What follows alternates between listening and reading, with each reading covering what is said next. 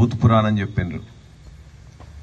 జనరల్గా వరంగల్ ప్రజలకు, వరంగల్ మహిళలకు, వరంగల్ యువతకు మా అందరికీ ఐకాన్ ఇవాళ ఒకప్పుడు చరిత్రకారులైతే, కొంతమంది కవులైతే, ఇప్పుడు కేసీఆర్ గారు.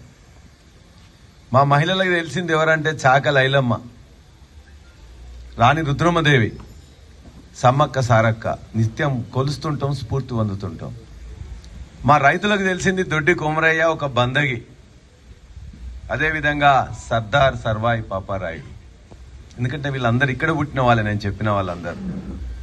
మా విద్యార్థులకు తెలిసింది మా జయశంకర్ సార్ పాఠాలు, వారి యొక్క సిద్ధాంత వెలుగు. మా కవులకు తెలిసింది ఒక పోతన, ఒక కాలోజీ. ఇవాళ వాళ్ళ యొక్క స్ఫూర్తితో మేముంటే అందరికీ ఆద్యంతం ఇష్టపడే నాయకుడు మా కేసీఆర్ గారు. ఆ కేసీఆర్ గారి నుంచి ఇష్టం వచ్చినట్టు మాట్లాడి, ఈ వరంగల్లో నిన్న జరిగిన సభ ద్వారా ఇక్కడున్న వరంగల్ మొత్తం కూడా నిజంగా ఆద్యంతం భంగపడ్డది.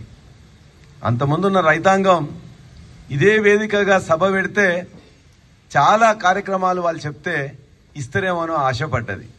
ఇప్పుడు గోసపడ్డది. ఇవాళ మొత్తం కూడా రైతులకు సంబంధించింది ఏమైనా చెప్తాడేమో, రుణమాఫీ మిగతా 20 లక్షల మందికి ఇస్తాడేమని చెప్పేసి నమ్మినాం. చెప్పలే. రైతు బంధు గురించి ఏమైనా ఇస్తాడేమో, 10,000 కాదు 15,000 ఎకరానికి ఇస్తామని చెప్తాడేమో అని చెప్పేసి ఆశపడ్డారు. చెప్పలేదు. ఇవాళ పత్తికి కానీ వరికి కానీ ఇవాళ ఎంఎస్పీ ఇవ్వట్లేదు. ఇక్కడికి వచ్చి కళ్ళాలలో కొనమని ఏమైనా చెప్తాడేమో, మా పత్తికి 7,500 ఇచ్చేటట్టు చూస్తాడేమో అని చెప్పేసి అనుకున్నారు. చెప్పలే. కౌలుదారులకు ఖచ్చితంగా రైతు బీమా ఇస్తాడు, అదేవిధంగా రైతు బంధు ఇస్తాడు ఏమైనా చెప్తాడేమో అని చెప్పేసి ఆశపడ్డారు. ఏమి కూడా వ్యవసాయ రంగం గురించి చెప్పకుండా నేను పండించిన పంట అంటున్నాడు. పండించింది ఇలా పంట మొత్తం కూడా ఇవాళ భారతదేశంలో నెంబర్ 1 ఏంటంటే కేసీఆర్ గారు 10 సంవత్సరంలో చేసిన కృషి తప్ప మరే నాయకుడు చేయలే. ఈ 10 సంవత్సరంలోనే 2014లో 14